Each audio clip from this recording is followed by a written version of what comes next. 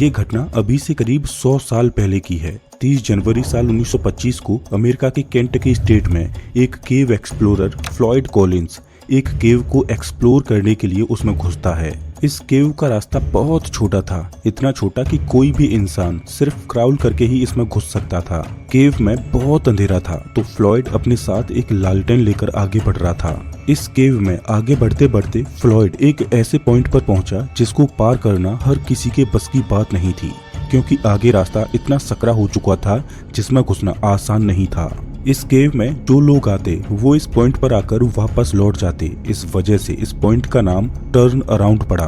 केव में आगे जाने के लिए किसी को भी इस 9 इंच के स्क्वीज होल को पार करना था। फ्लॉयड इस केव के आखिरी छोर तक जाना चाहता था, तो फ्लॉयड कुछ इस तरह से होल में प्रवेश करता है और रेंगते हुए आगे बढ़ने की कोशिश करता है। आगे चलकर केव का रास्ता चौड़ा होता जाता है और फ्लॉयड एक क्रिस्टल चैम्बर में पहुंच जाता है। केव का यही वो रूम था जिसको फ्लॉयड ढूंढना चाहता था। इस क्रिस्टल चैम्बर को ढूंढकर फ्लॉयड की खुशी का ठिकाना नहीं था, क्योंकि ये क्रिस्टल चैम्बर फ्लॉयड को माला माल करने वाला था। फ्लॉयड अब वापस बाहर निकलता है और बाहर निकलने के लिए उसे उसी सकरे रास्ते से होकर गुजरना था। फ्लॉयड उस टाइट रास्ते में अपने आप को घसीटते हुए आगे बढ़ रहा था कि तभी फ्लॉयड के हाथ से लालटेन छूटती है और वो टूट जाती है, जिससे केव के अंदर घोप अंधेरा हो जाता है। फ्लॉयड अभी भी जमीन से 55 फीट नीचे एक पतले रास्ते में फंसा हुआ था, लेकिन इस सिचुएशन में भी फ्लॉयड घबराया नहीं, क्योंकि उसने पहले भी इस तरह के अंधेरे रास्तों का सामना किया था। फ्लॉयड धीरे धीरे अपने पैरों की मदद से अपने शरीर को आगे धकेल रहा होता है कि तभी उसके पैर से एक पत्थर उखड़कर उसके पैर पर गिर जाता है। फ्लॉयड उस पत्थर की गिरफ्त से अपने पैर को बाहर निकालने का खूब प्रयास करता है, लेकिन वो पत्थर उस सकरे होल में इस तरह से फिट हो जाता है कि फ्लॉयड के उस पत्थर की पकड़ से छूटने के सारे प्रयास विफल हो जाते हैं। फ्लॉयड अब सहायता के लिए चिल्लाता है, लेकिन जमीन के इतने नीचे से कोई भी फ्लॉयड की आवाज को नहीं सुनता। जिस होल में वो फंसा था वहां से पानी रिस रहा था, जो कि फ्लॉयड के नीचे से बह रहा था, और यहाँ से एक सुनसान और अंधेरी गुफा में फ्लॉयड कॉलिंस की जीवन और मृत्यु के बीच जंग शुरू हो जाती है। दोस्तों, फ्लॉयड कॉलिंस के साथ आगे क्या क्या हुआ ये जानकर आपकी रूह कांप उठेगी। Kentucky cave explorer Floyd Collins has been trapped in Sand Cave. Floyd Collins was another great dramatic story. Collins had been trapped in a Kentucky cave. Collins was negotiating a small cavern tunnel when he was pinned by fallen rocks and debris at 10 a.m. on Friday morning. 1920 के दशक में America में धरती के नीचे सुरंग ढूंढने का तो मानो एक ट्रेंड चला था। लोग अपने अपने खेतों की खुदाई करते और देखते कि कहीं उनके खेत में कोई सुरंग तो नहीं। अगर किसी के खेत में कोई सुरंग निकल आती तो समझो उसकी चांदी हो गई, क्योंकि उस समय में अगर किसी के पास कोई सुरंग होती तो वो जगह एक टूरिस्ट प्लेस बन जाती। सुरंग का मालिक लोगों से अपनी सुरंग दिखाने के लिए पैसे चार्ज करता। जिसकी सुरंग जितनी ज्यादा नेचुरल और सुंदर होती, उस सुरंग को देखने के लिए लोग ज्यादा पैसे देने के लिए तैयार होते। उस समय अमेरिका में ये बिजनेस जोरों शोरों से चल रहा था। एक नौजवान फ्लॉयड कॉलिंस का भी एक सपना था कि उसके पास भी एक सुरंग हो, जिससे उसका कोई इनकम का सोर्स बने और उसके घर की आर्थिक स्थिति कुछ सुधर जाए। फ्लॉयड कॉलिंस और उसके भाई ने मिलकर सुरंग की तलाश करते करते अपने पूरे खेत को ही खोद डाला और किस्मत से उसके खेत में एक सुरंग मिल भी जाती है। फ्लॉयड कॉलिंस लोगों को आमंत्रित करता कि वो उसकी सुरंग को आकर देखें, लेकिन परेशानी ये थी कि फ्लॉयड की सुरंग मेन रोड से कई किलोमीटर अंदर थी और मेन रोड पर पहले से ही बहुत सारी सुरंगें थीं, तो लोग मेन रोड के पास वाली सुरंगों को देखना ज्यादा पसंद कर रहे थे और फ्लॉयड की सुरंग को देखने के लिए कोई नहीं जाता। इस परेशानी से निजात पाने के लिए फ्लॉयड कॉलिंस ने एक तरकीब निकाली कि क्यों ना वो मेन रोड पर मौजूद किसी सुरंग के मालिक के साथ पार्टनरशिप में काम करे। वो एक सुरंग के मालिक से मिलता है और उससे कहता है कि वो उसकी सुरंग का ख्याल रखेगा और जो भी लोग सुरंग देखने आया करेंगे वो उन्हें सुरंग दिखा दिया करेगा। बस इतने काम के लिए उसे मुनाफे में से कुछ टका हिस्सा मिल जाया करे। सुरंग के मालिक को फ्लॉयड का ये सुझाव अच्छा लगा। उसे भी इसमें फायदा दिखा कि अब उसे लोगों को सुरंग दिखाने के लिए अपना समय खर्च नहीं करना पड़ेगा और फ्लॉयड उसकी सुरंग को संभाल लेगा। फ्लॉयड ने सुरंग के मालिक से कहा कि मैं एक बार पूरी सुरंग को देखकर उसका जायजा ले लेता हूँ, जिससे लोगों को सुरंग दिखाने में मुझे कोई दिक्कत ना हो।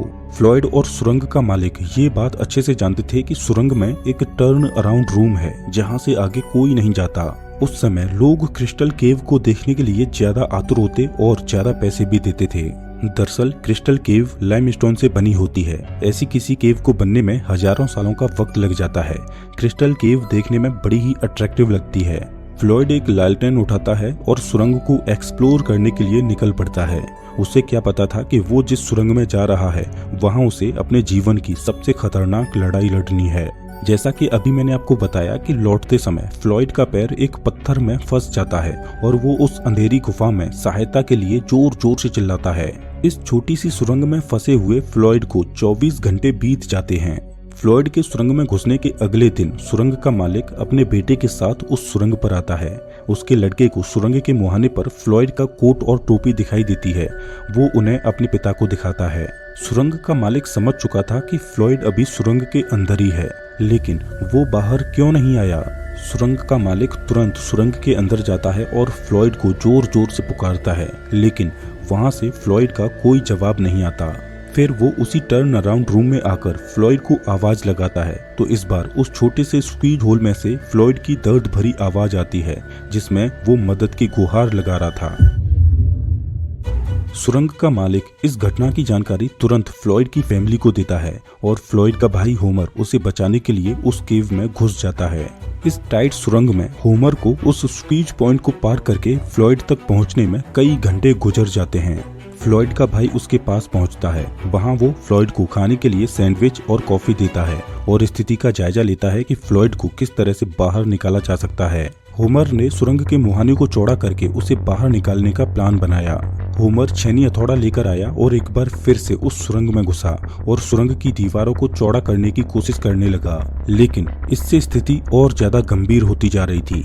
बार बार चोट पड़ने की वजह से सुरंग की दीवारें चटकने लगी थी। डर इस बात का था कि कहीं ये सुरंग ढह न जाए और फ्लॉयड उसमें दबकर मर जाए, तो फ्लॉयड को निकालने का ये प्लान फेल हो जाता है। अभी तक फ्लॉयड को इस सुरंग में फंसे हुए 46 घंटे गुजर चुके थे। ये सुरंग इतनी टाइट थी कि फ्लॉयड करवट भी नहीं बदल पा रहा था। फ्लॉयड का भाई होमर हिम्मत हार चुका था। ये गुफा हाईवे के पास थी, तो वहाँ बहुत सारे लोगों की भीड़ इकट्ठा होने लगी। लोग फ्लॉयड की मदद तो करना चाहते थे, लेकिन उस स्क्वीज होल को देखकर सब डर जाते और वापस लौट आते।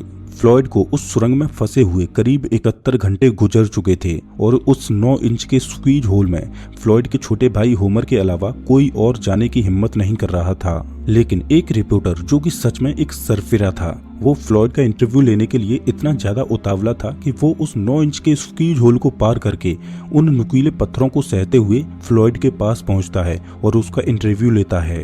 वो रिपोर्टर केव से बाहर आता है और इस खबर को अखबार में छापता है। देखते ही देखते ये न्यूज वायरल हो जाती है और ये एक इंटरनेशनल सनसनी खबर बन जाती है और हजारों की संख्या में लोग वहां इस नज़ारे को देखने के लिए इकट्ठे हो गए कि फ्लॉयड कॉलिंस कैसे बाहर निकलेगा। अभी तक फ्लॉयड को उस सुरंग में फंसे हुए 80 घंटे गुजर चुके थे। फ्लॉयड को एक रस्सी के द्वारा खींचने का प्लान बनाया जाता है। उस सुरंग में पुली सिस्टम बनाकर एक रस्सी को फ्लॉयड के शरीर में बांधकर फ्लॉयड को बाहर खींचा जाता है।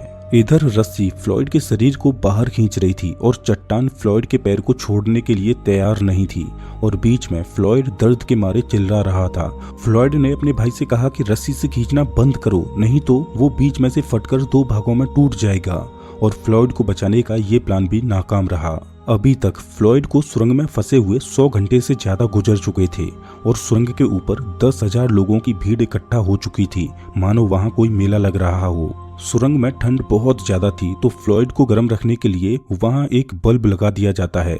समय गुजरता जा रहा था, लेकिन फ्लॉयड को बाहर निकालने का कोई भी तरीका नहीं सूझ रहा था और अभी तक फ्लॉयड को वहां फंसे हुए 115 घंटे गुजर जाते हैं। अब फ्लॉयड की हालत बहुत ज्यादा खराब हो चुकी थी।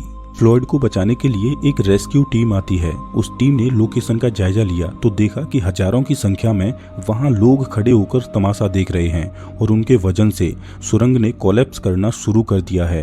रेस्क्यू टीम का एक मेंबर फ्लॉयड के पास जाता है, तभी उस सुरंग में से छोटे छोटे पत्थर टूटकर नीचे गिरने लगते हैं। तो रेस्क्यू टीम का मेंबर ये देखकर पीछे जाने की कोशिश करता है।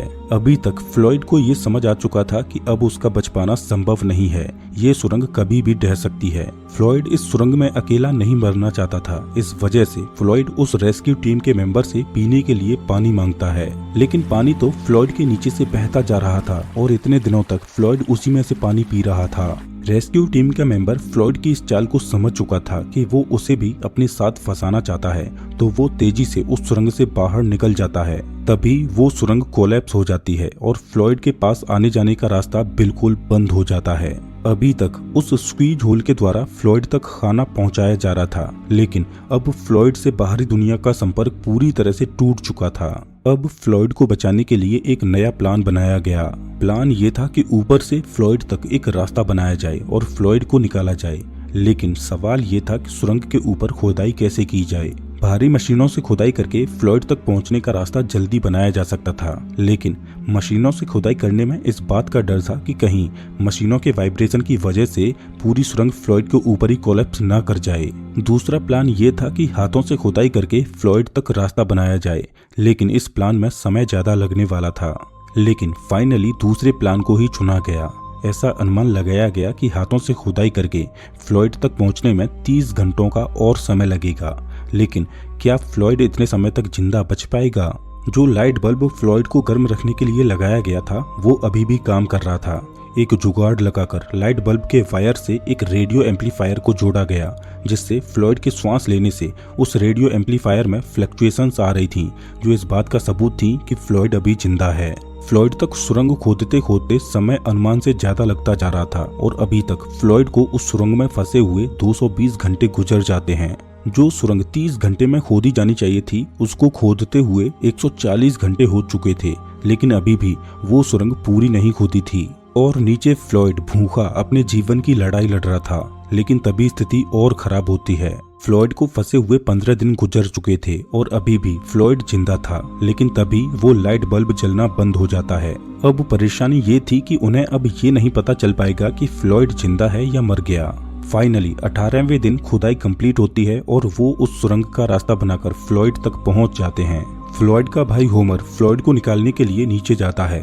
वहां जाकर पता चलता है कि फ्लॉयड अब जिंदा नहीं है, वो अपने जीवन की इस लड़ाई को हार चुका था। जिस चट्टान ने फ्लॉयड के पैर को दबाया था उसका वजन महज 27 किलोग्राम था और वो छोटी सी चट्टान पत्थर की नहीं बल्कि मिट्टी की थी।